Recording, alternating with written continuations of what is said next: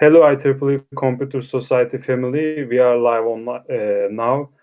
Welcome to the masterclass and online live broadcast series where experienced IEEE members can share their knowledge and experience in fields such as technology, innovation, engineering, and science with other members on our YouTube channel.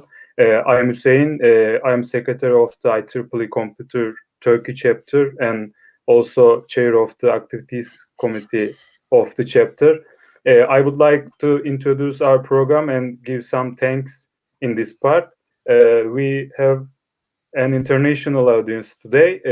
That's why we are doing this event in English.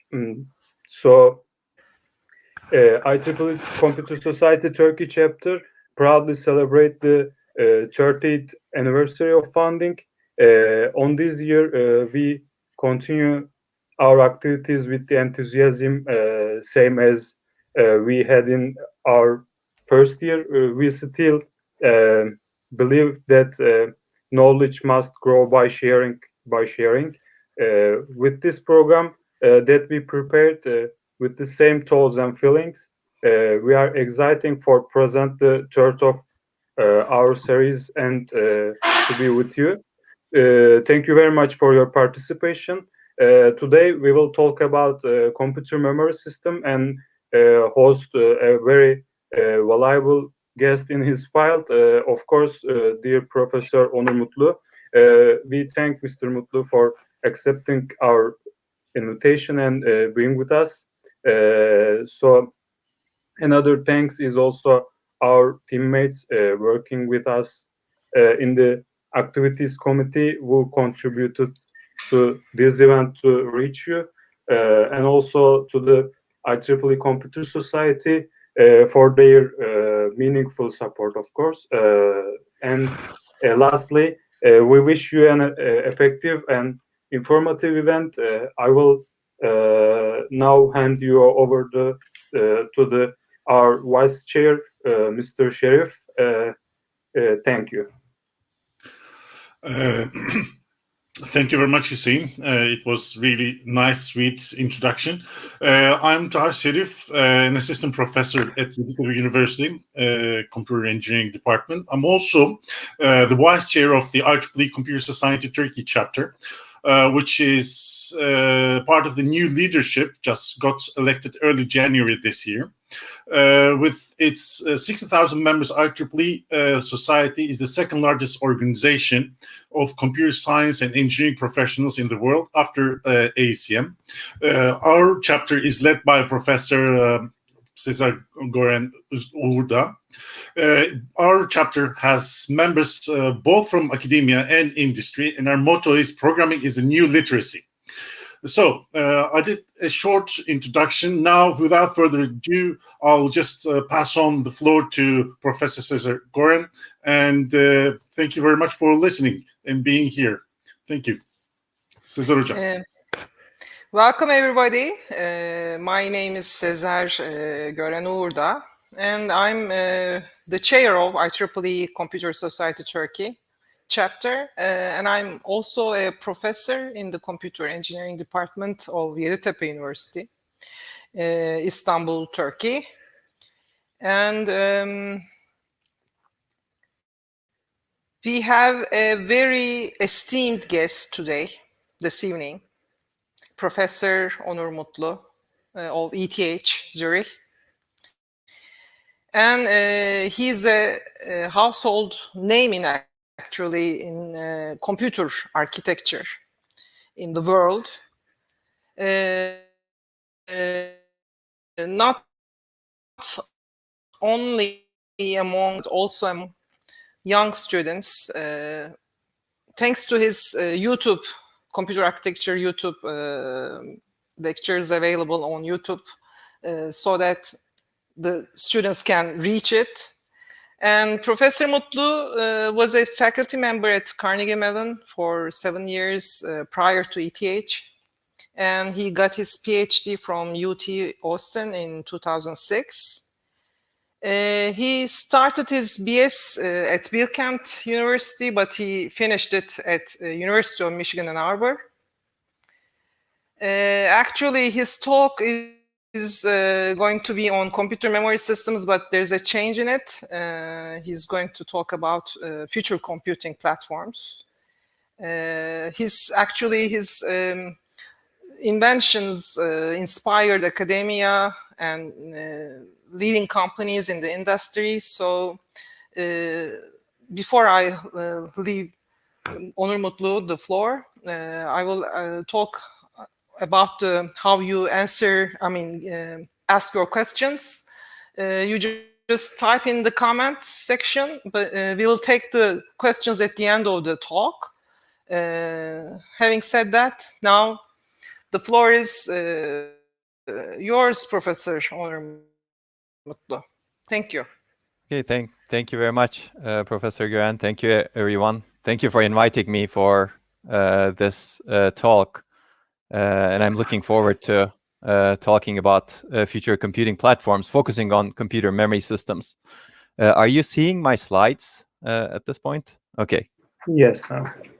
Okay, let me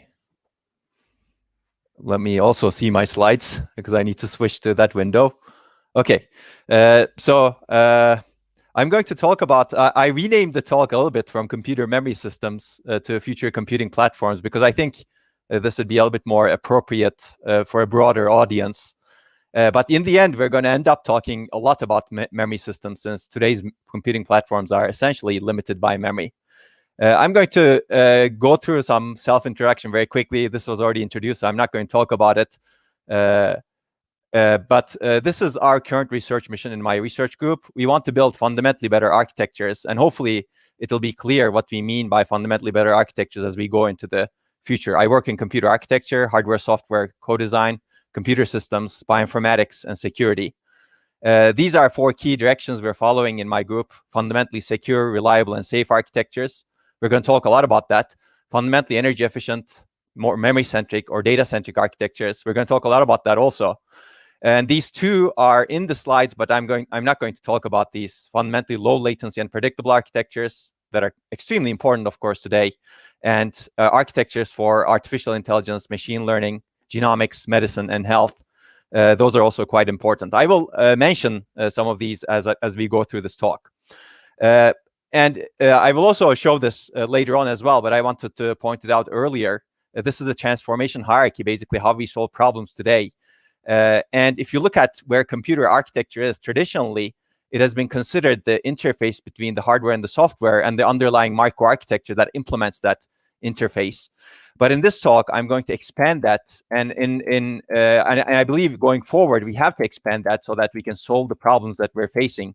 And we're going to look into a computer architecture spanning all the way from algorithms to underlying devices and circuits. So my axiom will be, if you would like to achieve the highest energy efficiency and performance, as well as reliability, security, etc., we must take this expanded view of computer architecture and co-design across the hierarchy from algorithms to devices and optimize across the hierarchy, as opposed to just focusing on single levels, and specialize as much as possible within the design goals to maximize efficiency and performance in given applications. Otherwise, I don't think we're going to achieve the goals of high efficiency and high performance of some really, really important scientific, medical, and technical problems that we have going into the future. I'm going to motivate those. So this slide is very busy. I'm not going to talk much about it. It's there just to show the research topics that we are working on in my group, because a lot of the things that I'm going to talk about are actually done by my research group, who works on broad research spanning applications, systems, logic, with architecture at the center of it. And we will touch upon some of these topics. And this is my research group. It spans ETH and Carnegie Mellon, although Carnegie Mellon is a much smaller part today because it's been 6 years since I left Carnegie Mellon. My last PhD student is going to graduate this year. She's actually Turkish. She got her BS from Bilkent, and she's finishing up a stellar PhD thesis. So after that, the group will be fully at ETH plus remote, of course, right, today. And if you're interested, you can read our newsletter, which is online. You can see the group over here in a newer version, let's say. So this is an important principle that I use to guide both my research and teaching. I believe teaching and research are very tightly coupled in the sense that teaching drives research because you have to know the fundamentals really well if you would like to have a high and long-lasting impact in research. And research drives teaching because you have to input the research into the teaching so that you can keep students excited and also solve problems that are cutting edge. And I think this is an infinite loop. As you can see over here, you can keep repeating these two sentences over and over. And I try to practice this in my lectures. I start, for example, my freshman lectures in undergraduate, the class, by talking about the cutting edge research problems and motivating students that what they're going to learn as fundamentals are going to be the basic building blocks to actually solve those problems. And we focus a lot on insight, and I like encouraging new ideas. So if any ideas come to your mind during or after this talk, feel free to contact me or ask. I value new ideas and insights quite a bit. Even if the idea has already been done, it's important, I think, for people to come up with and create new ideas so that we can move forward. I think progress stops when we stop producing new ideas and insight. And as mentioned earlier, we have a lot of lectures online. This is a summary of some of the research topics. You can use these slides. I will put these slides later on my website, and you can point to some of these talks if you're interested in these topics. Okay, I have some other views on research and education. If you're interested, you can actually look at this interview that was done in ISCA 2019, a couple of years ago. And we discussed a lot of interesting topics over here. The students who interviewed me asked a lot of really good questions, actually, and I was quite happy with it in the end. Okay, so I'm not going to talk about this more. Let's jump into the topic of this lecture with this background. Essentially, I renamed this lecture as Future Computing Architectures, Challenges and Opportunities, so that we can give a more broad perspective of what's going on in computing architectures. And I think if we have to start fundamental, and I believe we have to start fundamental, we should really question, why do we do computing? And this is how I start my freshman lectures also. And my answer to this is to solve problems. And I believe this is a commonly accepted answer. If you reword this answer, it's really to gain insight so that we can solve these problems. And I would recommend people to look into Richard Hamming's famous book, let's say. He's actually the person who said, computing is all about insight, not numbers. In the end, you generate numbers to gain insight. Numbers by themselves mean nothing. Right?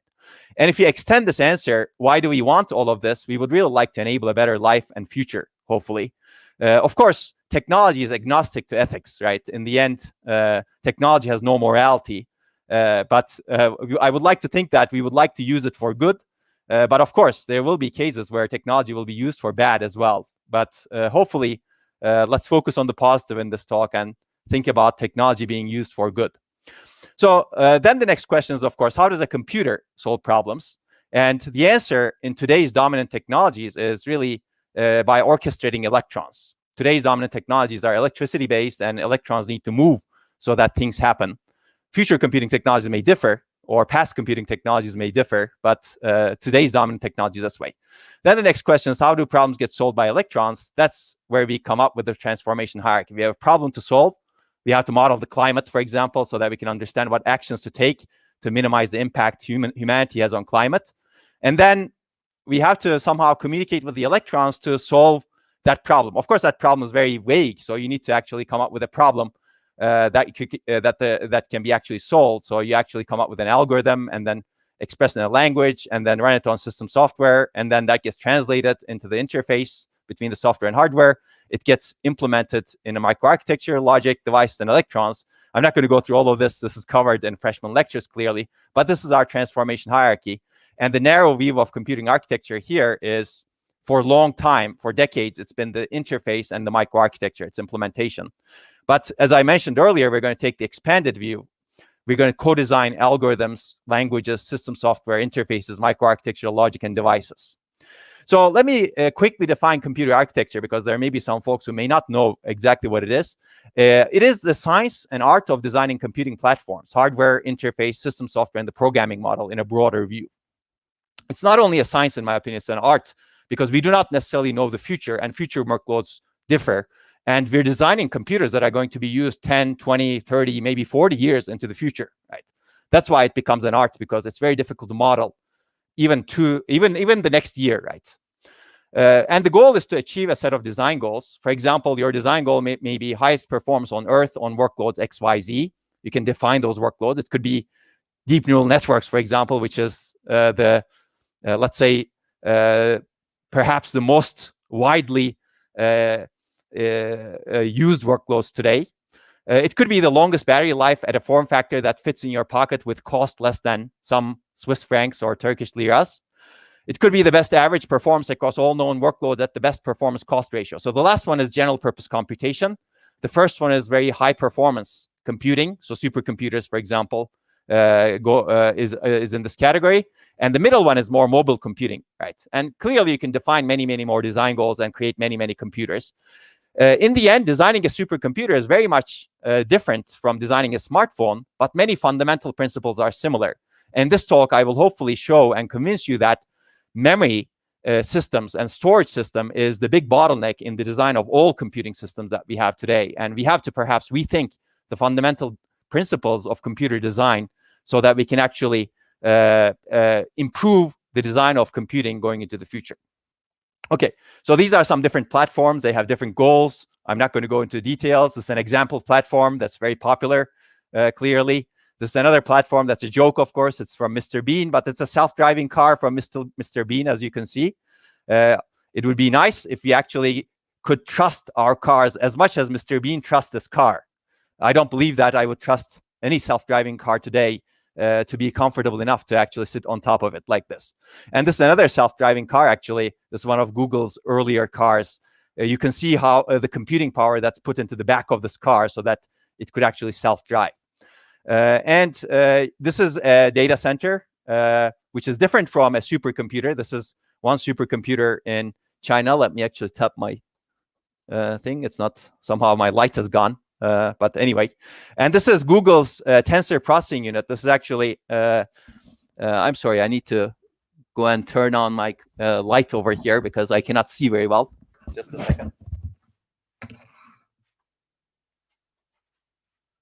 Okay, this is much better. It was supposed to be a smart light, and it's not performed really well at this point. Okay, but basically this is Google's tensor processing unit, which is one of the earliest machine learning accelerators that are used in all of Google's data centers. This is Tesla's essentially machine learning accelerator that's used in self-driving computers. You can see that different platforms are actually using specialized computation systems today. And you can see that a car company like Tesla is designing its own chips. This is really the trend going into the future. Many companies will customize, or people potentially will customize across the stack and use their own chips for the problem that they're trying to solve. And you can see that there are multiple chips for better safety over here. So, okay, my axiom, as I mentioned earlier, is going to be that to achieve the highest energy efficiency and performance, we must take the expanded view of computer architecture.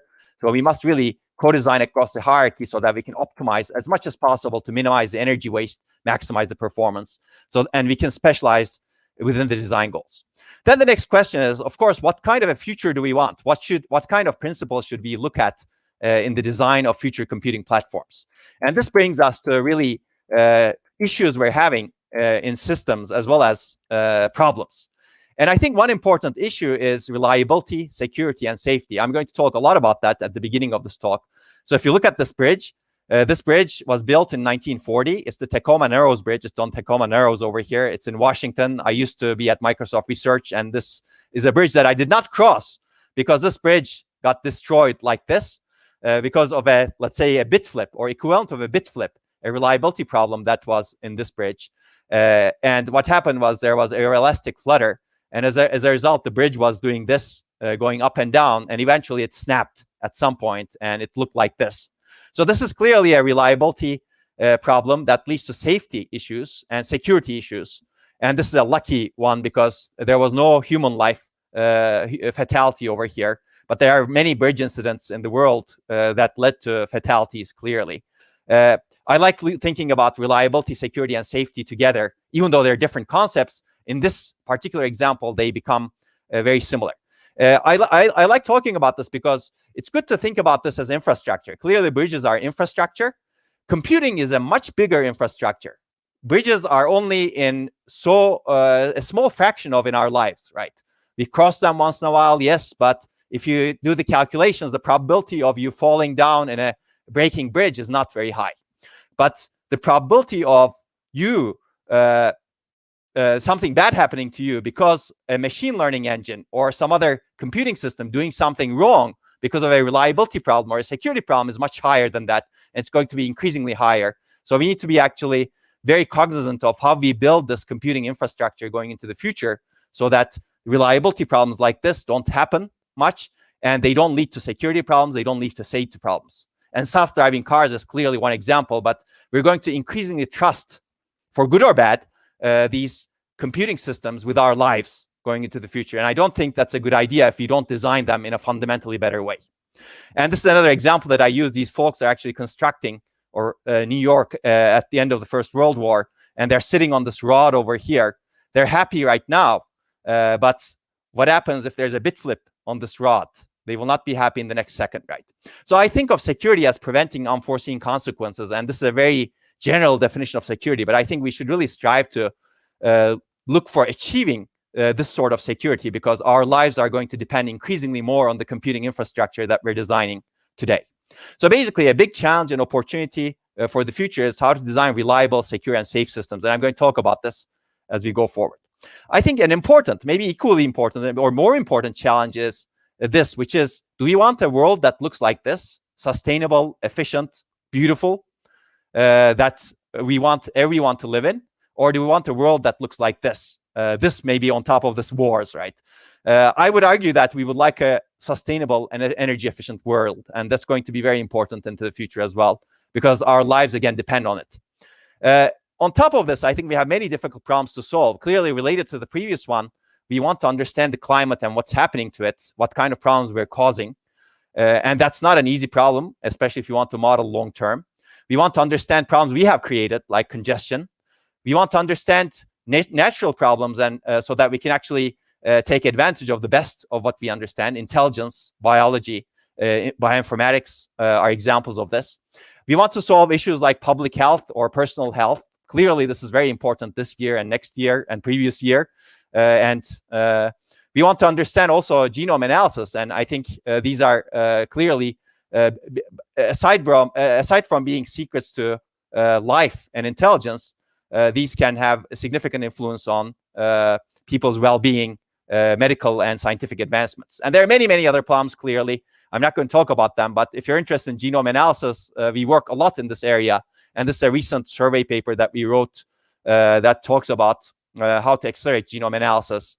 I'd be happy to talk about that separately. And if you're really interested, you can actually watch one of my lectures that I recently delivered at the Technion that talks about genome sequence analysis in more detail. This is the state of the art, perhaps, on accelerating genome analysis. And there are more lectures that I will point out over here that I'm not going to talk about. But basically, there are many, many problems that we want to solve as a humanity, and all of them require high performance, because these are some tough and difficult problems, and we want to solve all problems. We don't want to be selective about them.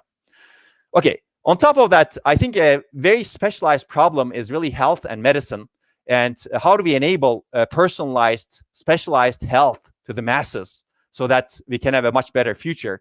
I'm not going to go into a lot of detail over here, but this needs to be private as well. And there's a lot of issues here, like how do you understand the genome? How do you understand proteins? And that how do you actually take advantage of new genome sequence analysis technologies like this so that we can actually, for example, the doctor can deliver a critical drug that is personalized to the person, that they know that it doesn't have side effects, or that they know is going to work, because you may have very limited time to actually act at that point in time. So this all requires very, very high performance and very high energy efficiency, and we're striving towards that. And it also needs to be personalized and private, I think, because we have a lot of privacy issues. Unfortunately, as I said, technology can be used for bad. Maybe by designing personalized and private technologies, we can actually disable it from being used for bad. And this has to be done in every aspect of life, in my opinion: health, medicine, spaces, devices, robotics, wherever you can imagine. It's going to be a much more tightly integrated technology to people, as opposed to decoupled from the people. So what is this lecture about? This was all a preamble. This lecture is really about questioning what limits us in the design of best computing architectures for the future, hopefully providing directions for fundamentally better designs, and advocating principled approaches. And I'm going to try to do that in the remaining time, focusing on especially memory systems. One thing to keep in mind is that we will have increasingly demanding applications, and applications will always come because people are creative. They're going to always dream about applications, and they will come. I don't think they will, as applications continue coming, they push the boundaries. Computing platforms will become increasingly strained. A perfect example of this is the machine learning revolution that happened around 2012 or so. Machine learning, clearly there were a lot of algorithms that were designed for machine learning, but those algorithms, training algorithms, were not possible to efficiently execute in old hardware that was not good enough. But as the GPUs, graphics processing units, took over time, machine learning folks figured out that they could train these algorithms on GPUs, and they could do inference on these GPUs in a much faster and much more efficient way. As a result, machine learning revolution is right now going on today. The machine learning revolution, at the core of it, is really a computer architecture or hardware-driven revolution. If the high-performance systems like GPUs did not exist, I do not believe that revolution would have happened. You needed to have a high-performance enough system to enable machine learning. Okay, so the key realization, given all of this, is that modern systems that we design today are bottlenecked by data storage and movement. And I'm going to talk about why they are in the rest of the talk and how we can solve the problems. So my focus in the rest of this talk is going to be data storage systems, and I'm going to especially focus on the memory side of it. If you look at a traditional computing system, it has processors, main memory, and storage. Main memory and storage are kind of merging today, but we're going to focus a lot on main memory. And main memory exists in all systems. Essentially, it's a critical component of all computing systems: server, mobile, embedded, desktop, sensor. If you want the system to become high performance and more efficient, the main memory system must scale in many, many dimensions in terms of its size, technology, efficiency, cost, and management algorithms, so that we can maintain the performance growth and technology scaling benefits that we've been used to for a long time. It doesn't matter what kind of computing unit you attach to it. It could be general purpose processors, it could be specialized, it could be FPGAs, it could be GPUs, it could be specialized machine learning accelerators. In the end, all of them are bottlenecked by main memory. That's why main memory is so important. In fact, if you look at the cost of a system today, more than half of the cost of a system is really spent on main memory. If you look at big data centers, for example, and that's increasing going into the future. Okay, so basically the problem today, computing is bottlenecked by data, and data is really key for key applications. Whatever you can imagine, important workloads are all data intensive. They require rapid and efficient processing of large amounts of data. And data is increasing on top of this. We can generate more data than we can process. I'm going to give you some examples of these workloads. These are some more traditional workloads, and they have all been shown that memory is a huge bottleneck in them. These are some mobile workloads that many of us use, knowingly or unknowingly. And they've all also been shown that memory is a big bottleneck in them. And these are the genome analysis workloads that lead to scientific discoveries and medical advancements. Again, memory is a big bottleneck in them. And these are some emerging technologies going into the future. Memory becomes a more bottleneck in them. Let me give you one example study that we've done together with Google. This took us about 1.5 years or so. We worked together with Google on this. And we analyzed some mobile workloads that are used in Google consumer devices, but any kind of consumer device has equivalents of these workloads. And we found out that more than 60% of the entire system energy spent on these workloads executing on mobile devices is spent on data movement. And we're going to try to solve this problem by minimizing the movement of data. Okay, memory is critical for performance, energy. It's also critical for reliability. This is a study that we did with Facebook about 6 years ago, actually more than 6 years ago. The paper was published 6 years ago, as you can see. Basically, we studied the memory errors that happen in all of data centers that Facebook has, and that's a lot of data centers. It's a lot of memory, actually. It's Facebook doesn't allow us to actually say exactly how many because they're concerned that it affects their stock price, etc. Maybe they should be concerned more about privacy issues or something like that. But essentially, across all of these memory devices that we examined, we find a very strong correlation between the memory chip density, DRAM chip density employed in the server, and the failure rate that you see in the server. So this is a very strong correlation, as you can see. As chips get denser, as memory capacity increases, system reliability reduces because you get more errors in memory. And this is fundamentally problematic because cells become closer to each other and you get more vulnerable to noise. That's why you get more errors. So systems become less reliable. Clearly, this is going to be a big problem when you actually have a self-driving car, for example, and you want to add more memory so that you can run better machine learning algorithms on top of it. This is going to be another problem if you have these personalized genomics workloads that crunch on a lot of data. If you actually get errors in the system that either destroy what's running or that go undetected, then you actually have significant problems. Okay, let me reword the realization that I mentioned earlier. Today's modern systems today are bottlenecked by memory, essentially. And let's focus on memory in the 4 key issues that I discussed earlier. So I'm going to talk about fundamentally secure, reliable, and safe architectures and how memory plays into it. I'm going to talk about fundamentally energy efficient architectures and how memory plays into it. Unfortunately, we will not have time to talk about low latency and predictable architectures, as well as architectures for AI, ML, genomics, medicine, and health, because we don't have enough time. But let's jump into the first 2. We may not have enough time for both of them. So I'm going to motivate these parts by actually referring to human psychology as well. So this is a very famous American psychologist, Abraham Maslow, who dedicated his life to understanding why people do the things they do, essentially human motivation. And he is more famous for this hierarchy of needs than his face, clearly. And he basically theorized that humans operate with a hierarchy of needs.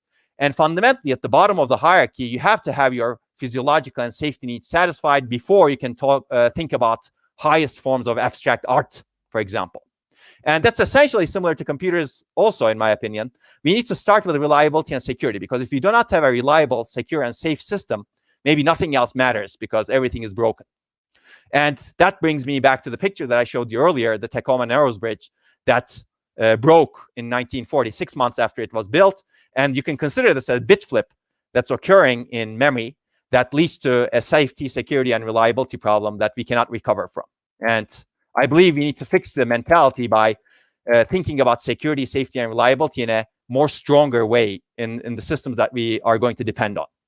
So basically, the problem is that we do not seem to have design principles for guaranteeing reliability, safety, and security. I omitted safety over here, but I should have put it over there also.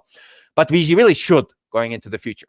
So let me give you examples from memory. I already showed you this example. As memory scales, it becomes unreliable because cells become closer to each other and you become more vulnerable to noise. And this is because we have problems with the memory technology that's used to build our main memories with. And this is the dynamic random access memory technology, which was invented in 1965 by Bob Dennard at IBM. And it's still the most important technology that's used by almost all main memories today. And if you look at this technology, I'm going to turn on my light again. Sorry about this.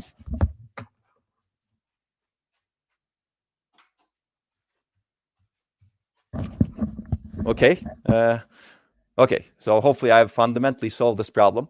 Okay. Basically, the DRAM technology consists of DRAM cells. And if you look at DRAM cells, it stores charge in capacitor, and there's an access transistor.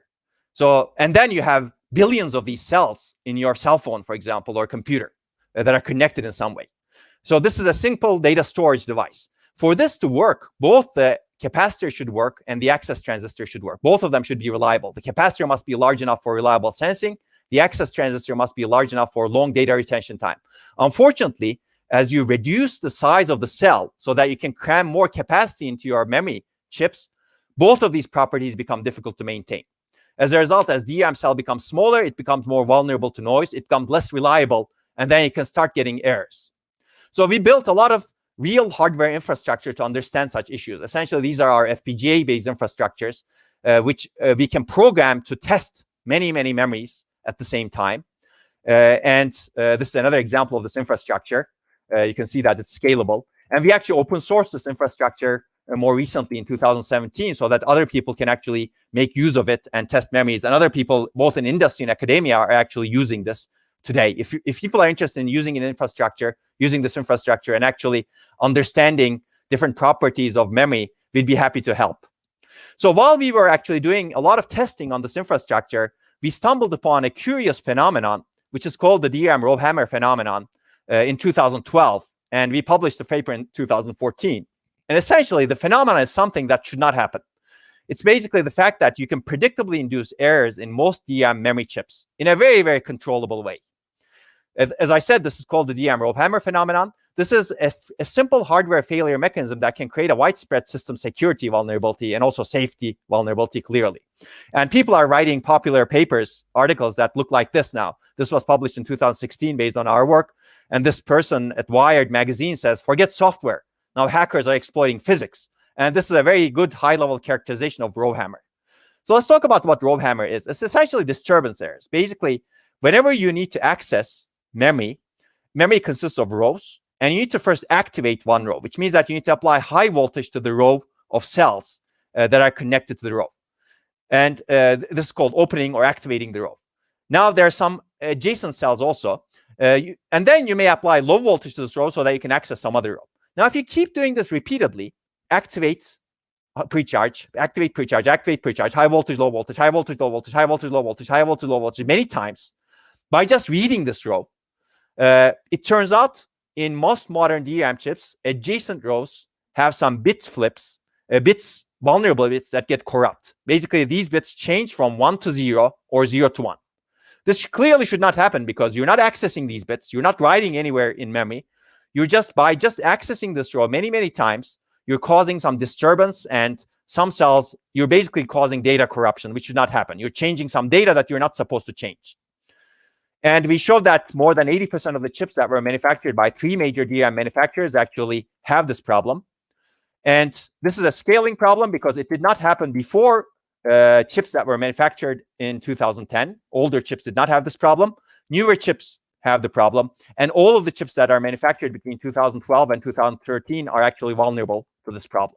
So the problem is cells are becoming closer to each other. As a result, the number of times you hammer a row to actually induce these bit flips is reducing. As a result, it's much easier to induce these errors in the system.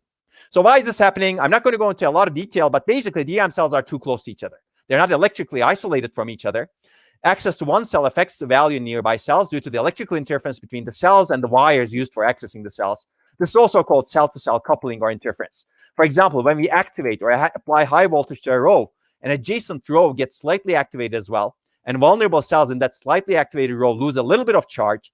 And if row hammer happens enough times, charge in such cells gets drained. And this should not happen again. Higher level implications. This has enormous implications in upper levels of the transformation hierarchy because user gets affected, right?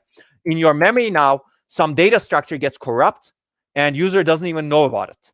And this corruption can be used to take over a system to make it less secure. So let me give you an example of why this is a big problem at the high level. So this is a real program run on Intel and AMD systems, x86 systems. You can actually download this program from our GitHub. Actually, I would suggest downloading Google's version of the program because they improved our program and made it much better. But basically, what this program does is it chooses addresses X and Y such that they map to the same bank in memory. It basically hammers them. Does this repeatedly. And then if the chip is vulnerable, you get errors all over the chip. And then you can do something, take over the system if you know what you're doing as an attacker. So we showed in 2013 and 2012 that in real systems, you can get these errors, Intel, AMD. There's nothing special about Intel and AMD. Any system that has vulnerable memory actually has these errors. Later, other people showed that. So this is a real reliability and security issue in real memories today. And when we wrote the paper the first time, we said that memory isolation is a key property of a reliable and secure computing system, and access to one memory address should not have unintended side effects on data stored in other addresses. And we said that someone can hijack your computer by taking advantage of these bit flips that we showed. And while we were working on it, these good folks from Google Project Zero, they actually showed exactly that.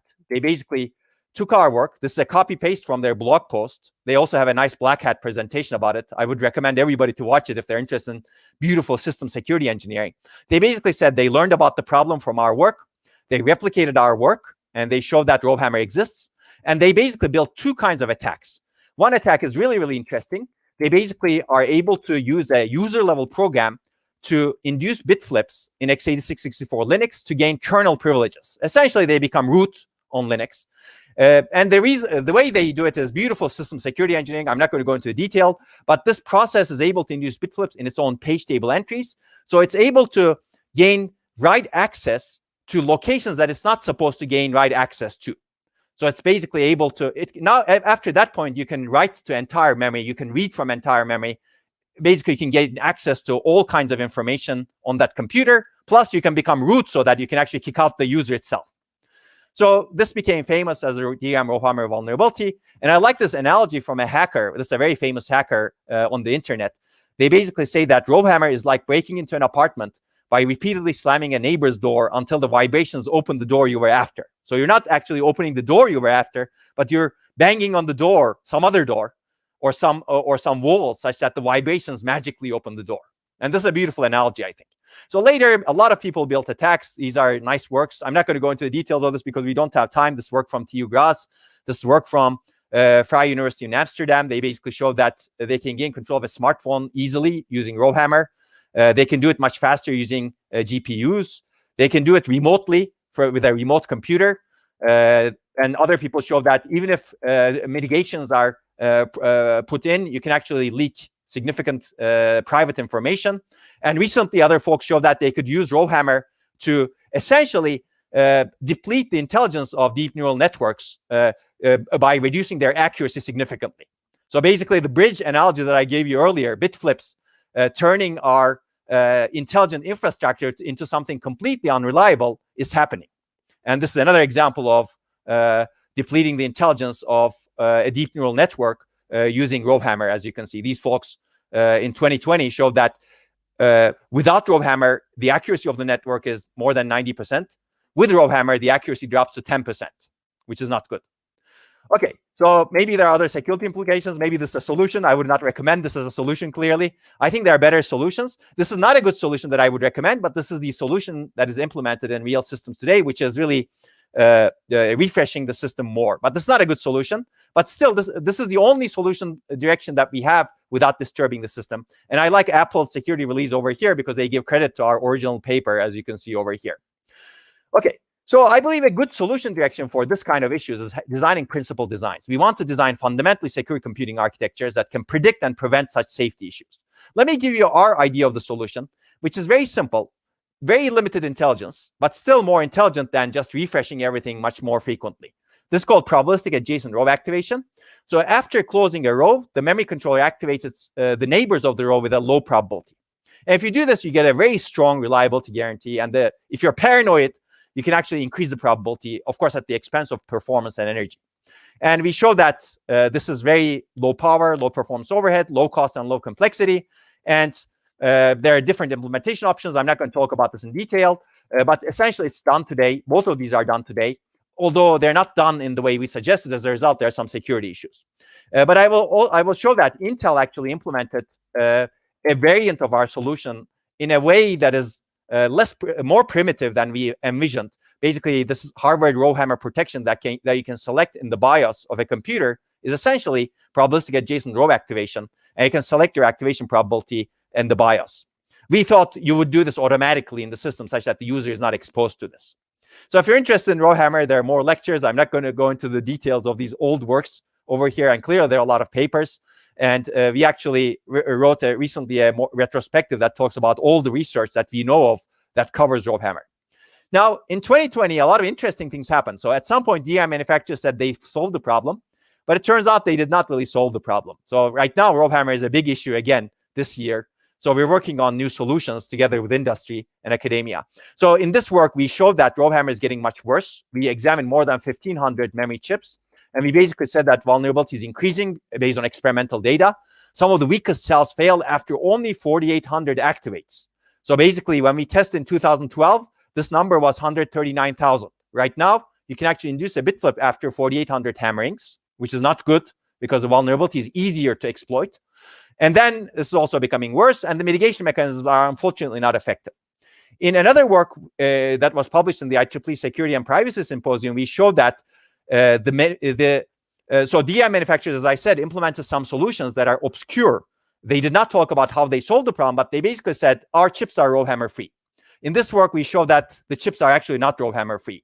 Basically, if you're an intelligent attacker, you can reverse engineer what's happening inside the DRAM chips, and you can actually take over the DRAM chips, even though they're advertised to be rowhammer free. And I'm not going to talk about this in detail. This is a fascinating topic. As a result of these two papers, now industry is much more serious about designing secure and safe architectures today, because now they're having finally a serious conversation about how can we actually have a fundamentally secure and safe DRAM system. And there's another paper that I'm not going to talk about, which we did with Microsoft, that tries to ask the question, can we somehow declare a DRAM chip Rowhammer free? And the answer is basically no. There's no good testing methodology today to enable this sort of qualification of a DRAM chip. So we also work on a lot of solutions, and this is a work that's coming up in HPCA 2021 as a solution direction, which I believe is very promising. I'm not going to talk about this in detail, but I will refer you to more detailed lectures on Rowhammer. And I recently actually delivered a keynote talk at the High Peak conference that talks about the story of Rowhammer in more detail. If you're interested, there's a lot more detail in this talk. So let me talk about the future of main memory reliability before we focus on the next topic. Today, DRAM is becoming less reliable and more vulnerable. There may be other problems that are appearing. They may be going unnoticed. Some errors may already be slipping into the field. Clearly, Rowhammer has slipped into the field. Retention errors, read errors, write errors, and other errors may be slipping into the field as well. So these errors can also pose security vulnerabilities, in my opinion, and we need to take them very seriously. And all memory technologies are vulnerable. It's not just DRAM, it's also flash memory, and emerging technologies that are supposed to be replacement or augments to DRAM are also vulnerable. I'm not going to talk about this in detail. So the question is, of course, how do we keep memory secure going forward, since we're going to critically rely on it in our intelligent infrastructure? I believe this is a three-step methodology. I'm not going to go through the details of it. We need to understand, meaning we need to develop methodologies for failure modeling and discovery. This requires modeling and prediction based on real device data. We need to architect. We need to have a good architectures that can actually ensure that we can enable security. This requires good partitioning of duties across the stack. And we need to design and test rigorously. We have to have principled design, automation, and testing methods. Some of it is online. This needs to have high coverage and good interaction with system reliability methods. So we're doing some of this, as I mentioned earlier. We're doing some of this in flash memory also. If you're interested in flash memory, I'd be happy to talk about it separately, but you can also refer to this work that we have written, invited to the proceedings of the IEEE a few years ago. There are also two other solution directions that I'm not going to talk about, but new technologies are clearly very interesting. Unfortunately, they all have their problems. But another interesting direction is embracing unreliability. Basically, if memory is going to be not reliable, or if it's going to be very costly to make some part of memory reliable, why not have most of your memory to be unreliable and actually adapt to it? Design your applications such that you store data intelligently across the reliable versus unreliable parts of memory. And we showed that this actually could be a very good direction going forward. But all of these directions actually require co-design across the hierarchy, like I discussed earlier. You need to think about algorithms all the way to devices. So this is the first challenge and opportunity for the future that I wanted to discuss, which is fundamentally secure, reliable, and safe computing architectures. Now, an important takeaway from this is we want intelligent controllers to handle security, safety, and reliability. I think going forward, we want intelligent controllers to actually do much more than that, to enable energy efficiency and more memory-centric architecture. So I'm going to focus the remaining part of the talk on fundamentally energy-efficient or memory-centric architectures. And again, I'm going to bring in Maslow's hierarchy of needs, and I'm going to deconstruct what I said earlier. Reliability, security, safety, they're extremely important, no problem, yes. But if you don't have energy to survive, who cares about reliability, safety, and security? So maybe energy is more important, arguably, depending on the situation, right?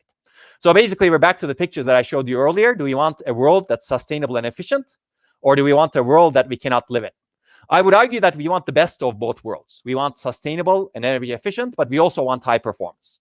Unfortunately, today, data access to the memory is a major performance and energy bottleneck that is causing sustainability and energy problems. Today's computing systems are designed with principles that cause great energy waste because we move data a lot, because the processor needs to process the data. To be able to do the processing, the data moves from the disk to the memory and then to the processor. As a result, data movement actually consumes a lot of energy because the disk and the memory system don't have capability to do processing. And this causes great energy waste. And this causes great performance loss as well because data moves a lot, and that is high latency. Now, we create a lot of complexity in our systems to overcome that performance loss. I'm not going to go into details of this, but we create very sophisticated, complex caching hierarchies, complex software, complex multi-threading mechanisms, complicated out-of-order execution engines, complicated prefetching mechanisms. All of that add to complexity so that we can tolerate the performance loss. But these also add power. As a result, they waste energy. And especially when they don't work, they don't improve performance and they waste energy. So actually make us go into a vicious cycle we have this performance problem. We try to add more complexity to solve that performance problem. We already waste a lot of energy. We doubly waste energy so that by adding complexity. So we're in this vicious cycle that we need to break. And whenever you have a vicious cycle, the way to break that vicious cycle is really to fundamentally understand the problem. And really the problem is processing of data is performed far away from the data today. If you look at a computing system, fundamentally it consists of 3 components: computing units, communication units, and memory and storage units. Today, we have heavily optimized the computing unit. Everything gets processed in the computing unit. We're very much processor-centric, and it's considered the master.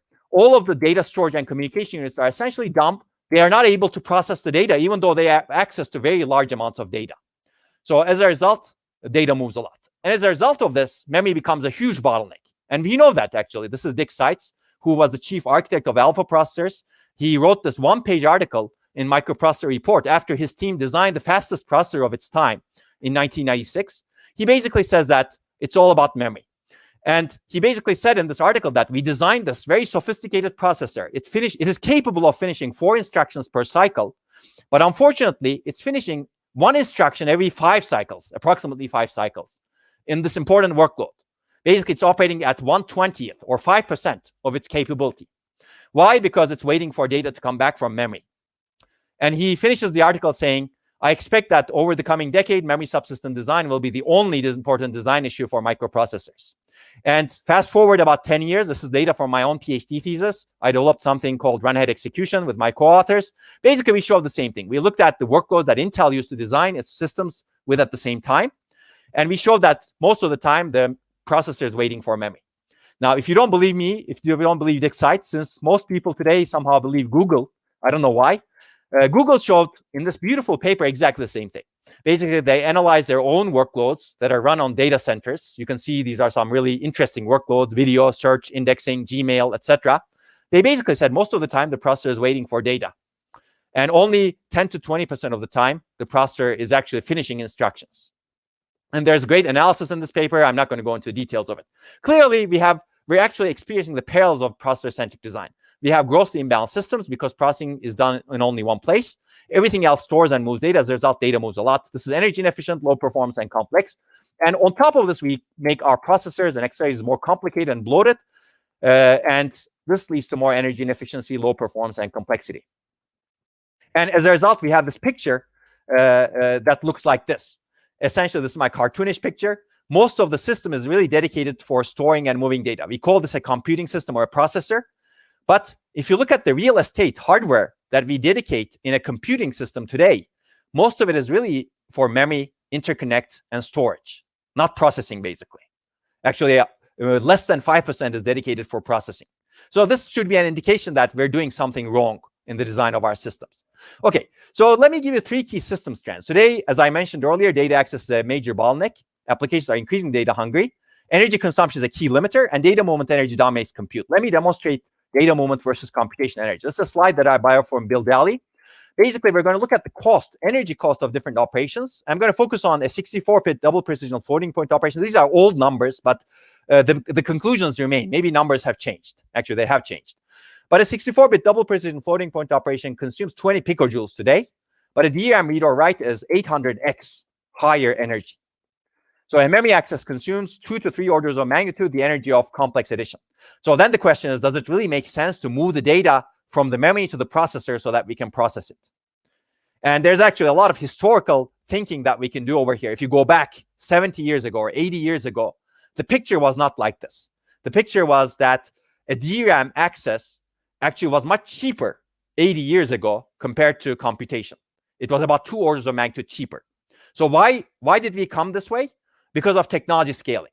So Moore's law and technology scaling, Dennard scaling, has enabled us to reduce the cost of logic significantly in terms of latency and energy, but it did not allow us to reduce the cost of memory device access, latency, and energy, and interconnect. As a result, logic became much faster over the course of 70, 80 years, but memory did not, and its energy did not improve as much. And as a result, we have this picture today. So maybe we should be rethinking how we design systems now that the trade-offs have changed dramatically. And this is not just Bill Daly talking about it. There are other works that have been written that talk about how much costly it is to actually do a memory access compared to a simple add or a complex add, actually. And as a result, as I mentioned earlier, we see pictures that look like this. More than 60% of the entire system energy spent on data movement. So basically, I will argue that we do not want to move data in our systems. We would like to minimize the movement of data. And to be able to do that, we need a paradigm shift to enable computation with minimal data movement.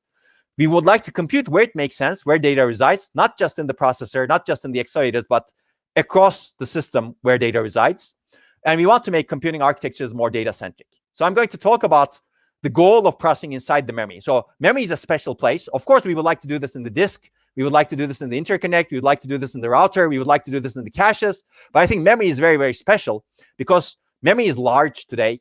It's low latency reasonably compared to the disk, for example. And a lot of applications today are designed to be fit inside the memory. There are in-memory databases, in-memory graph processing, and media processing engines, for example.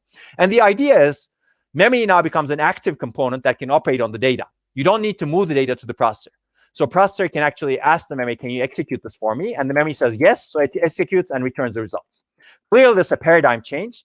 There are many questions. How do you design the memory and the controllers? How do you design the processor and in-memory units?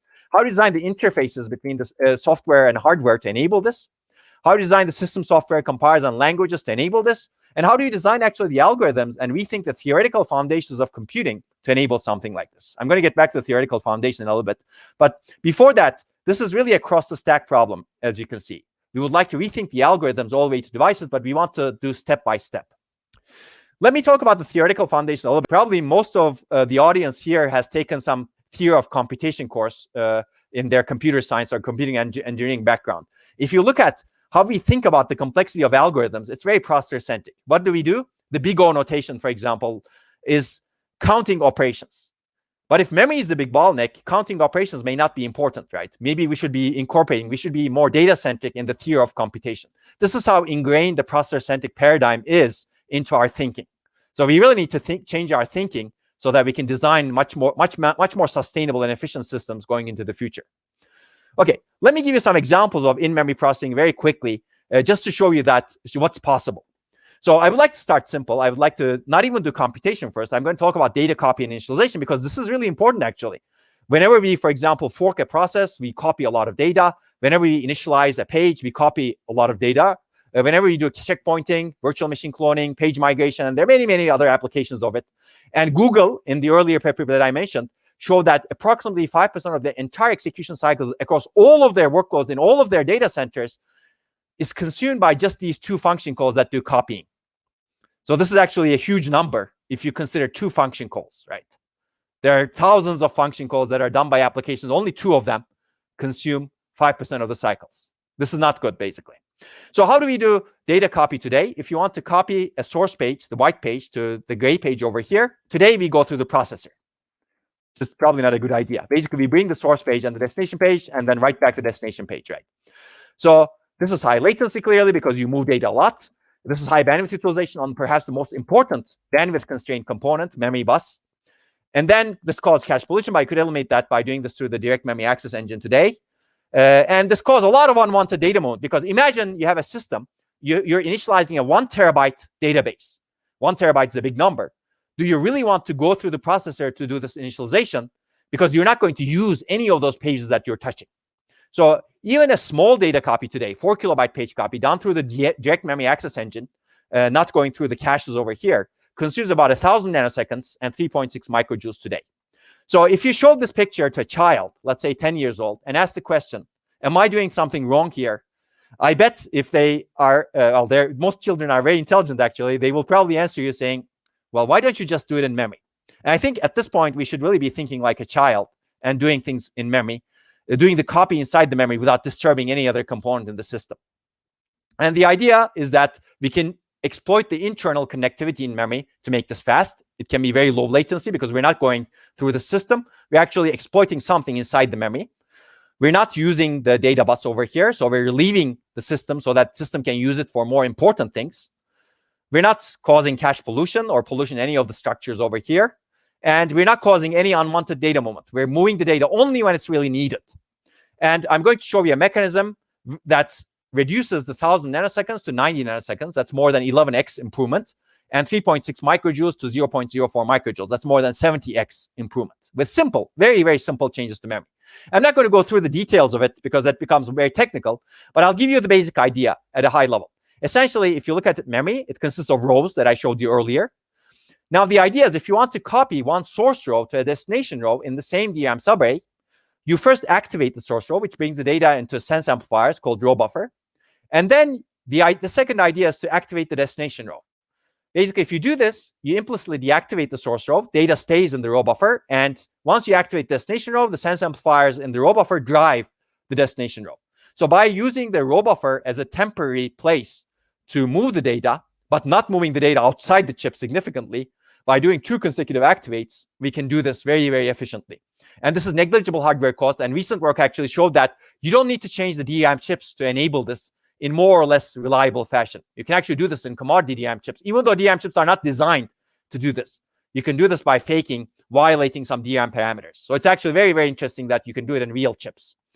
And the benefits are very high. Basically, you get more than 10x reduction in latency, and you get more than 70x reduction in memory energy. Ignore these parts. These parts makes it more general. If the source and destination pages are in different locations, like in different banks and different subarrays, it becomes less efficient. But we actually developed methods to make it much, much more efficient, closer to this red bar over here today. I'm not going to talk about those, but I'm going to refer you to the early row clone paper that talks about this. And you can find a lecture about row clone that talks about the recent work that has built on row clone on my website as well.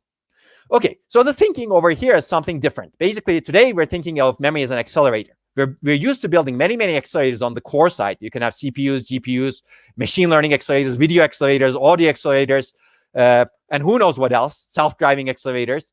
But why not build some accelerators on the memory side such that they can do what they're really good at? And the memory is really good at data copy initialization, as I showed you earlier. And memory can be thought of as a similar, as a conventional accelerator. But of course, this accelerator has a lot more capability that none of these accelerators can have. All of these accelerators over here on the left side is bottlenecked by the memory bus. These accelerators over here are not bottlenecked by the memory bus. As a result, they have low latency, high bandwidth, low energy access to large amounts of data storage. And that's the big opportunity. So let me go a little bit further. I'm not going to go into a lot of detail over here, but actually we can support in DRAM and or not as well. So we can actually have functionally complete computation in DRAM in a bulk bitwise manner. We can do this at low cost. And we can use the analog computation capability of DRAM memory for this. And the key basic idea is you can activate multiple rows concurrently, and that leads to computation. And this is based on the electrical operation principles of DRAM based on chart sharing. I'm not going to go into more detail because we don't have time, but this leads to 30 to 60x performance energy improvement in these bitwise operations. And if you know some basics of Boolean logic, clearly you know that these are functionally complete. So if you can express your algorithm in terms of these operations in a nice manner and lay out your data nicely, you can actually map any algorithm on top of this. And you can read our paper that talks about this. And new memory technologies like phase change memory, memristors, STT-MRAM are actually enabling even more opportunities in this direction. They're also capable of doing exactly what I just described, but they can be more efficient because they can operate on data with minimal movement because they're non-volatile. They don't lose their charge in the cells whenever you read them. As a result, they can be more efficient. And they can also do matrix vector multiplication in their arrays. I'm not going to go into more detail, but I think we should be doing in-memory computation in any memory technology. Let me give you one result. This is end-to-end performance result from a database. We ported a database on our system that is called Ambit, and we see basically more than 4 to 12x performance improvement in database queries in a database that's designed to work nicely on our system. Basically, the algorithm is designed together with the device such that the algorithm is actually executing nicely on the device that I just described to you. Okay, so I think this is very promising. 12x is a performance improvement that's not easy to achieve with simple optimizations. So if you're interested, there's more in the papers that we've written. And this was part of the thesis of my PhD student, Vivek Seshadri, who's right now at Microsoft Research in India. And this is a paper that we wrote recently. Let me give you one more example in a more opportunistic way. So clearly, there are many, many interesting applications. Genomics is also one, but I'm going to focus on graph processing. Graph processing is really important. There are many, many applications of it. In fact, graph processing is increasingly used in bioinformatics today. And scalable, large-scale graph processing is very, very challenging because if you actually throw cores at the problem, you don't get a lot of performance. by quadrupling the cores, you get very little performance, but you're actually wasting a lot of energy, as you can see. And the fundamental reason is the core of many graph processing algorithms actually have frequent random memory accesses and very little amount of computation. So they really exercise this memory bottleneck that we talked about worse than many, many other applications, in a sense. So we use the opportunity of 3D stacked logic and memory today. So this is a new technology that's being used. Basically, you have a logic layer underneath memory layers. This is another example of this. Yeah, in the logic layer, you can put compute elements. In the memory layers, you have memory. And the logic layer is connected with high bandwidth, low latency components called through silicon vias today to the memory chips. As a result, you can have high bandwidth, low latency access in the logic layer to the memory layers. And there are other true three-dimensional technologies under development today. This is a fascinating area going forward. I think we're going to see a lot more important system changes by more tightly integrating memory and logic into the future. So clearly this exists. Hybrid memory cube, high bandwidth memory are examples of it. I'm going to actually talk about that in a little bit as well. But basically, at the time these memories were becoming new, essentially, we use these memories to actually design a graph processing system. I'm not going to go into the details of this a lot because we don't have a lot of time. You can read the papers if you're interested. And this has actually spurred a lot of future work afterwards on processing in memory. Basically, we took this logic layer and memory 3D stack logic plus memory chips. Internally, it looks like this. This is the logic layer, basically. The chip is divided into volts. Each volt has a memory controller. We basically add a simple processing element in order core to it. You can have accelerators also. And these cores can communicate with each other, and they're programmed using message passing. So what you do is you lay out your graph nodes on top of these memory that's controlled by the cores. And then if you want to update a graph location, you basically send a message from one core to another core such that the core that houses that memory location, that graph location, actually does the update. So basically, we don't move the data. We move the computation to the data. Basically, you move the functions to the data, essentially. Of course, to be able to do this nicely, you need to be able to map your data nicely such that you minimize the movement of functions and also potentially minimize the movement of data because you have to move some intermediate data to do the operations. And of course, to be able to scale the system, you need to, you're bottlenecked by the size of this memory. Today, we're at 32 or 64 gigabytes. So if you really want to have 1 terabyte, you need to connect many of these 3D stacked chips together and then do the layout or graph partitioning on top of it. I'm not going to go through this details. This is actually a very fascinating full system design. This is another example of the algorithm architecture device co-design that I mentioned earlier. And there's a lot in the paper where we talk about this. So we changed the programming model to be message passing, for example. We talk about message passing primitives. We do prefetching inside the device itself so that we can exploit the bandwidth, etc. I'm not going to go through details, but I'm going to show you that this system looks nothing like existing systems in the sense that in existing systems, you can clearly define the boundary between processors and memory. These are processors, these are memory. Whereas here, processing and memory are tightly coupled. Each device can do processing and memory at the same time, and those devices are interconnected with each other. As a result, very high amounts of memory bandwidth are available to 512 cores in the system we evaluate, 8 terabytes per second. Whereas at the time we evaluated the system, the best system had only 640 gigabytes per second.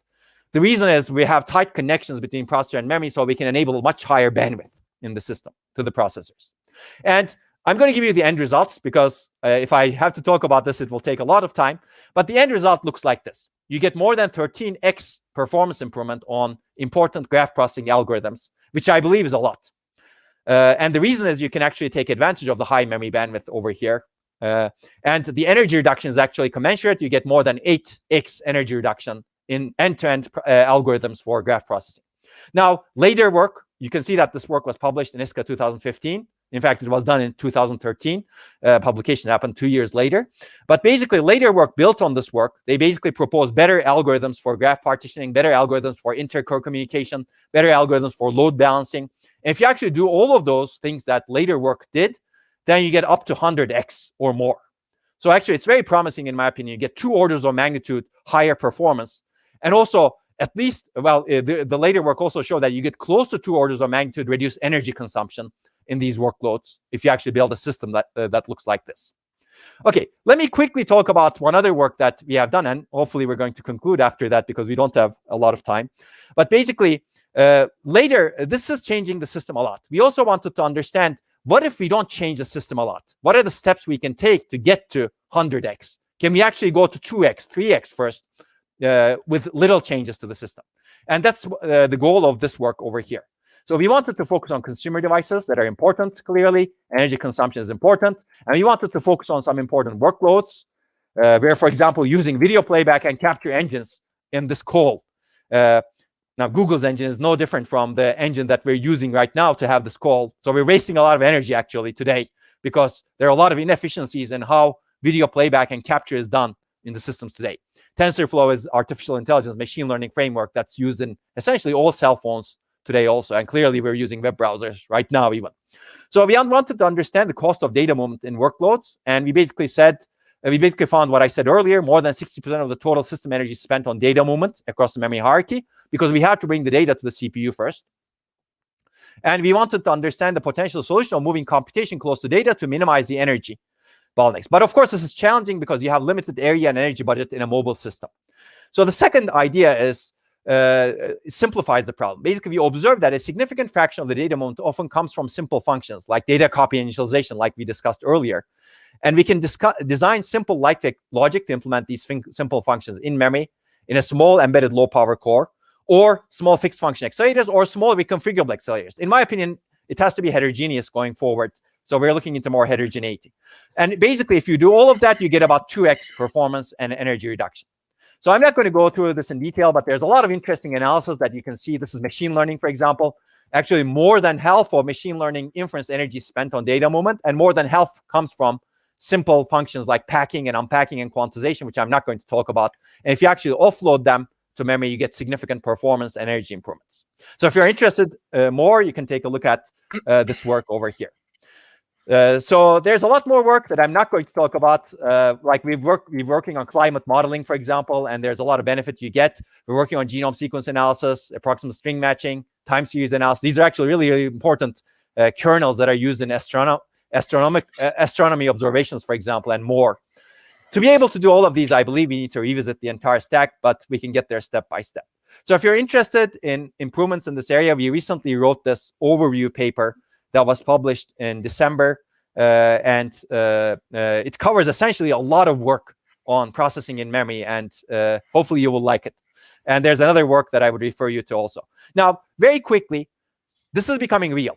So what we are talking about, we're also working with industry in implementing this. So this is one example from UpMem. This is a startup in France. These folks actually take real DRAM modules, and inside the DRAM chip, with every single bank, they have a processor. And this processor has very high bandwidth, low latency access to the bank, and they have many processors, and we're working with them to evaluate the system. Now, I don't have a slide for this, but just yesterday or the previous day in the International Solid State Circuits Conference, Samsung announced that they have a processing in memory chip as well. They call it function in memory, and that resembles something similar to what I described earlier. They use the 3-stack logic layer to actually execute some functions, and they have some detail in their ISSCC presentation, and I will cover that in my later lectures. But if you're interested, you can look at some detailed lectures on PIM, and I recently gave a tutorial on PIM in the International Electron Devices meeting. If you're interested, you can actually have a longer talk about that. Okay, so this is the second challenge that I intended to cover. It's really basically how do we build fundamentally energy efficient or data-centric computing architectures. Now, I'm not going to talk about the other two challenges, even though I have slides for them. We don't have time for them. So let me conclude. If we still have time to conclude, I would like to conclude. Is that okay? Maybe 5 minutes. Okay, 5 minutes is perfect. Okay, so I'm not going to talk about them, but I will say that those two other things are related to high performance so that we can solve the toughest and all problems, and personalization and privacy going into the future. So let me give you some concluding remarks, and then I'm happy to take questions. I think there are some questions online. I have time to answer the questions, so no problem. So a famous architect, not a computer architect, said this, and I really like this quote. This person said, architecture should be based upon principle and not upon precedent. And I think this is actually a good thing we should really think about in life as well. Precedent is what came before. Principle is really what is fundamentally good.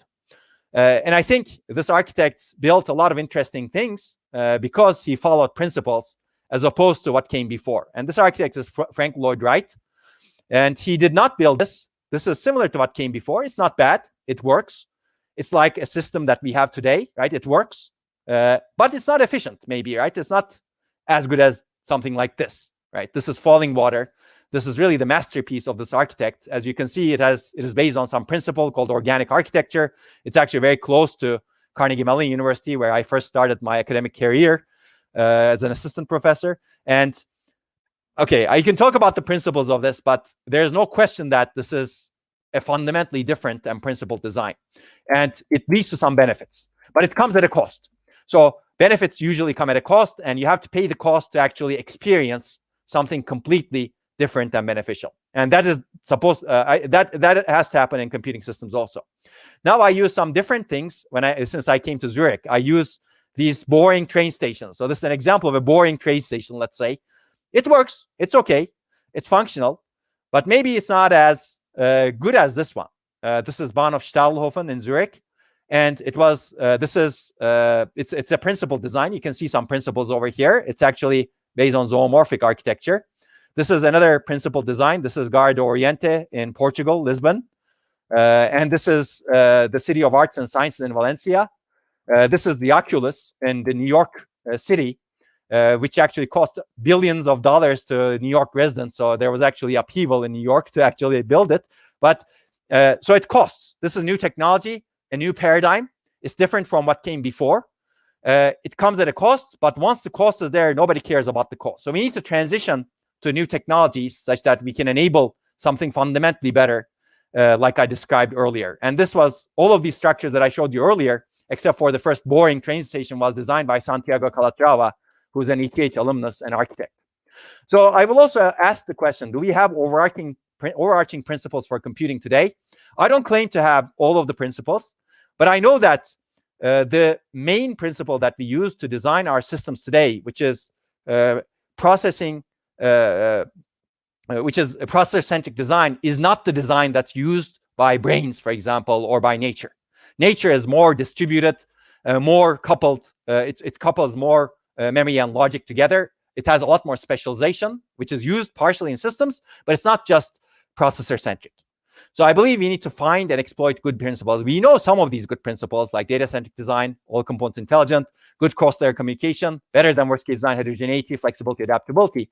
But in order to reach bigger principles and enable better systems, we have to have open minds more than anything else. So let me conclude. It's time, I believe, to design principled computing architectures to achieve the highest security, performance, and efficiency. We need to discover design principles for fundamentally secure and reliable computing architectures. We need to design systems to be completely balanced and energy efficient. We need to move to a data-centric or memory-centric paradigm and enable low-latency systems.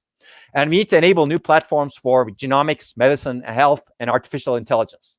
I believe doing this can lead to orders of magnitude improvements. I've given you some examples of this. I believe there's more. This can enable new application and computing platforms like genome analysis platforms that you can hold in your hand and sequence many genomes within real time. This can enable a better understanding of nature as well, which is, I think, important, and who knows what else. I believe the future is very bright. There's a lot of challenges in underlying technology and overlying problems and requirements and applications, but we need to think across the stack and act across the stack so that we can enable a much better future. And I believe we can get there step by step. Okay, I will mention these two works that talk about PIM review and open problems and this tutorial also. And I'll acknowledge everyone who is funding us because the work is done based on that funding clearly. And clearly, a lot of this work has been done by my students and collaborators, and I will acknowledge them.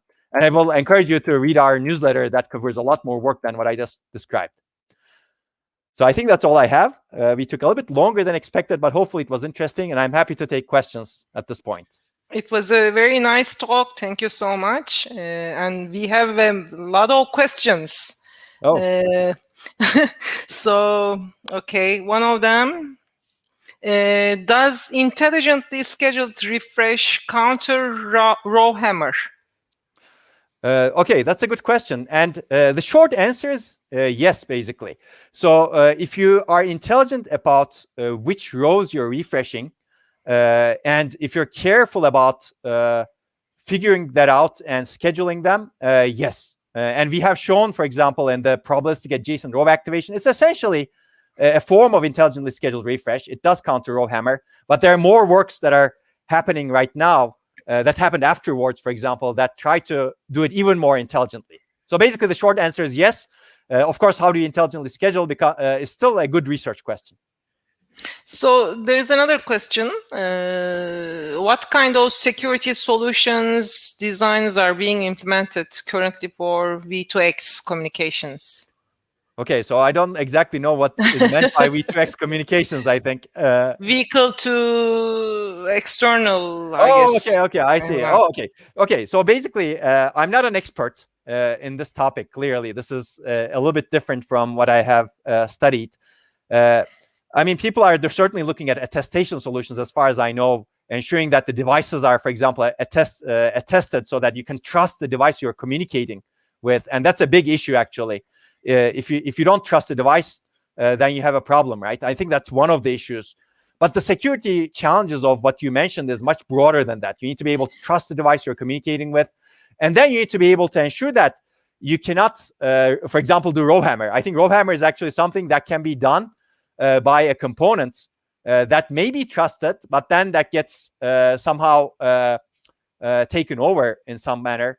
So row hammer actually can enable problems in that sort of communications also. So I think your question is quite broad. There are a lot of security aspects of it, and it needs to be investigated. But clearly, I'm not investigating all of those aspects, and I don't actually know what's currently being implemented in systems. In my opinion, the systems are not really considering hardware failure as much as they really should consider today. But hardware failures are actually becoming a big vector of attack in all systems, including the systems you mentioned. Another question, is row hammer present in SRAM? So that's a great question also. And the short answer is yes, it is present in SRAM, but it's not a problem in SRAM because existing SRAM systems that are used in processors, for example, they usually have good protection mechanisms like error correcting codes, etc. So it's very hard to launch this sort of attack in an existing SRAM system. Now, that said, there might be some cases where you could launch it. We didn't try it. But fundamentally, SRAM also has this sort of row hammer problem. Now, to be able to induce these errors in SRAM, you may actually need to hammer more than DRAM. The reason is today's SRAM cells, even though they're very small, they are more reliable than DRAM cells, even if you ignore the error correcting codes that are implemented over there, because the charge is more reliable in SRAM cells. So I think basically yes, but it's not as big of a problem in my opinion. Okay. A row hammer program targets specific area, rows of the memory. So with noticing high opening rows rate, can the system security expect its pattern so that it can shut it down? Yeah. So now I like this mentality because people are now developing solutions to the problem. And certainly that's one potential solution. And that has been published in literature, actually. It's been done in both software. People propose that, okay, if you somehow profile what's going on in the row activations, and if you see a high activation rate, maybe you slow down the software that's doing that. And people have also proposed hardware solutions, memory controller-based solutions to do that. Of course, there's a cost to it. But yes, that's one solution direction. The key question is how do you make sure it's low cost and really fundamentally secure to be able to do that, because you do not want to miss anything when you're doing that. So software solutions tend to miss because they cannot sample at high enough rates. If they sample at very high enough rates, then they're actually very invasive. But hardware solutions are better in that perspective. But I like the idea. Certainly, if you read the Blockhammer paper that's coming up in HPCA 2021, that talks about solutions in that direction. Okay. Next question, will in-memory computing become commonplace? So that's a speculative question, clearly. So in the end, in my opinion, yes. I mean, I'm a believer, and I believe in technology in general. Some technology that makes sense, I think, will become commonplace. Let me give you one example. I think non-volatile memory is one example. So we started working on non-volatile memory in 2007, late 2006. and we published the first paper together with some others at ISCA 2009. Basically, we argued that phase change memory should replace DRAM or augment DRAM. And clearly, this has not happened for 10 years, but it happened recently. Intel, I believe Intel actually provided their phase change memory chips that can be used as a replacement for DRAM today, or augmentation for DRAM, and that's going to become more complex. So it takes time, clearly. Something like this took time, at least 10 years. In-memory computing may take longer or shorter, I don't know. But clearly right now, industry is finally understanding the importance of it. As you can see from the announcement that I mentioned, or the paper that was published by Samsung in ISSCC yesterday, or the previous day, I don't remember exactly. I think these are steps that are being taken to enable in-memory computing to become commonplace. Now, how long will it take? I don't know. Another example is GPUs, for example. GPUs at some point were not commonplace, but they became commonplace very quickly within the course of 10, 15 years, right? And as people realize their importance in large-scale parallel computing. I believe in-memory computing will follow a similar direction. And I'm a believer in the technology. So I believe at some point we will see a lot of in-memory computing devices. Okay, and does raw hammer problem occurs to when using adaptive processing, resizing of different processor resources such as issue queue, load store queue, and reorder buffer periodically? Yeah, so that's a good question also. And I think the short answer is, of course, depends on how adaptive it is, right? If you're very adaptive such that you're limiting very, very aggressively how many things you can issue to memory, then you may have a problem. But you can usually craft a very simple raw hammer workload like I showed you earlier, right? It's actually 6 instructions. Google reduced it to 5 instructions. With 5 x86 instructions, you can actually induce bit flips. And I think resizing of different processor structures do not happen as aggressively unless you're really limiting the memory access rate for some reason. So basically, the answer depends on how much resizing you're doing in your processor structures. Hopefully that's clear.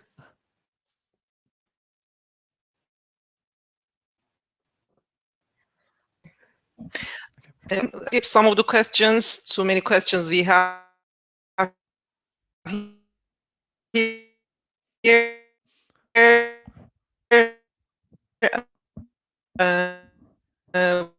why is isolation, is it expensive or does it expand the size of? Oh, okay. Hello. Can you hear me? Yeah. Well, there was some problem, but I now see the question online, which helps certainly. So isolation of rows. So that's a good question, basically.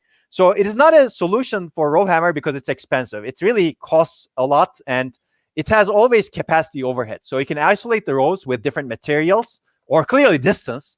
But if you do that, you're really adversely affecting the size and capacity of a chip, and you don't want to do that because that finishes the DRAM scaling in a sense. And if you use some other materials, and there are proposals about it, people are actually proposing new materials so that you can isolate the rows better. They're usually very, very expensive today. As a result, these low-level isolation solutions are not employed by DRAM manufacturers because they essentially stop the DRAM scaling, meaning you don't get capacity benefits. You actually lose cost and capacity. Okay. Can capacitor placement prevent coupling? Capacitor placement. Okay.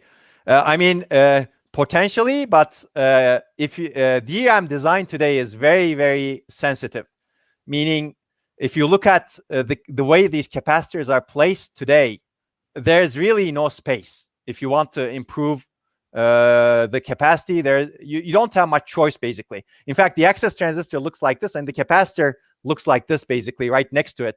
And there are other access transistors surrounding it today in DRAM. So you don't have much space to play with. It's a really high form of art, I should say, the design of DRAM. Certainly, if you distance the capacitors and the access transistors, you can reduce things. But then we're back to the previous question that you asked, which is isolation. And I don't think anybody is willing to take the downside on area and cost to do that placement.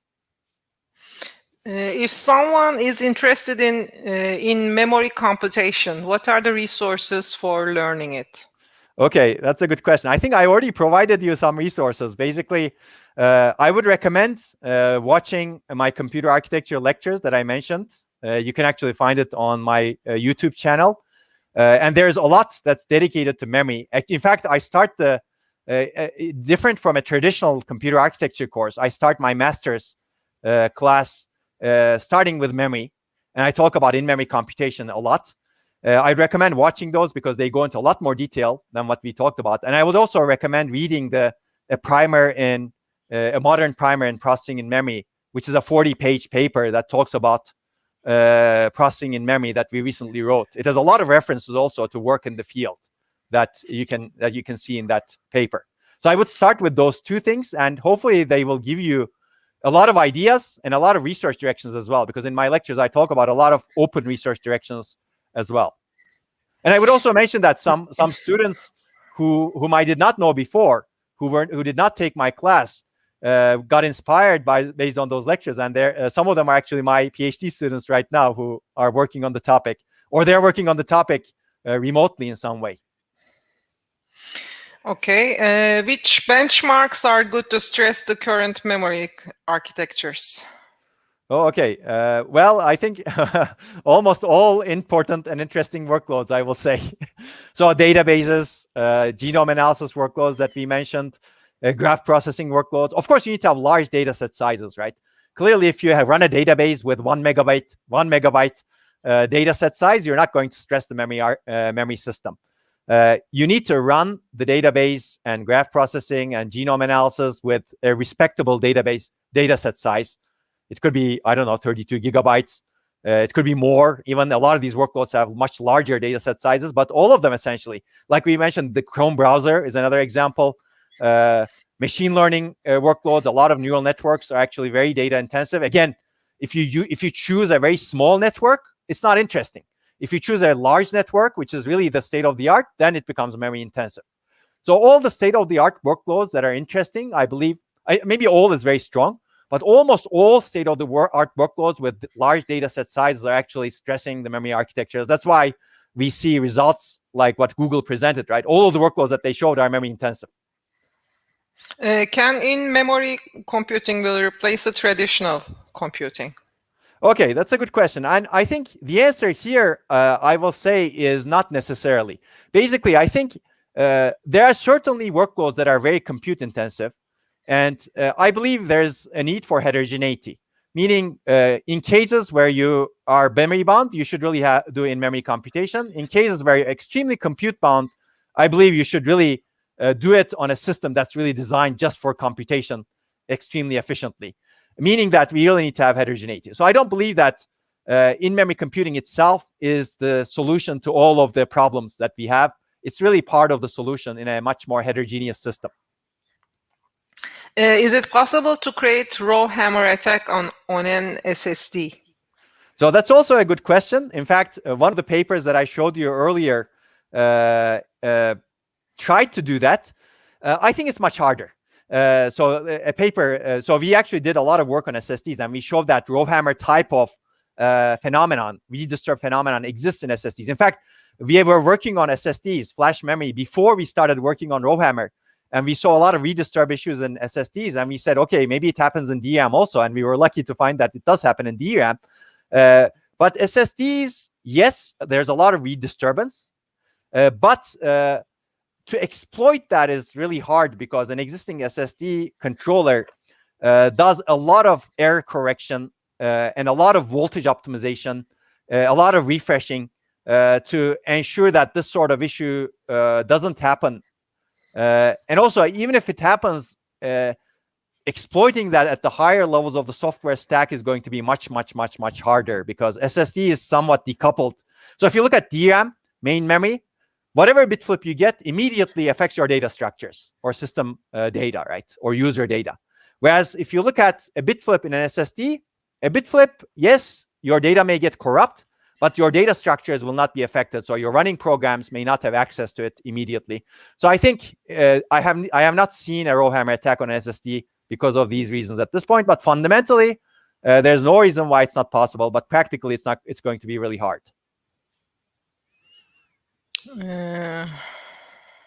Okay, could you share the slides? One question. Could you share the slides? Oh, okay, I see. Yes, I'm happy to share the slides. I will post them on my website. If you go to my website, I have a talks page, and I normally post these on my website. But I'm also happy to send it to folks. Of course, there are people who are listening that are not on an email list, so I think probably the best place to find them will be my website and the talks page. But I'm happy to send it also to organizers. Okay, maybe one last question: how in-memory computing can be used in blockchain technology? This is the final last question. Let's make it the last question. Well, so this is I don't know. I mean, certainly blockchain is also memory intensive, right? Whenever you're doing computation. So the short answer is I don't know how exactly, but whenever you're doing operations that are memory bottlenecked, you can push them to the memory side, certainly. But it needs to be investigated. I think applications like this need to be investigated for in-memory computation. Okay. So I would like to thank you for this nice presentation, the talk, very interesting. I think we have a lot of questions coming, and many students started interested in this topic. Thank you so much. And I think I'll just finish it up here. Okay. So yeah, thank you very much. Thank you. Questions also. Thank you so much. Yeah, thank you.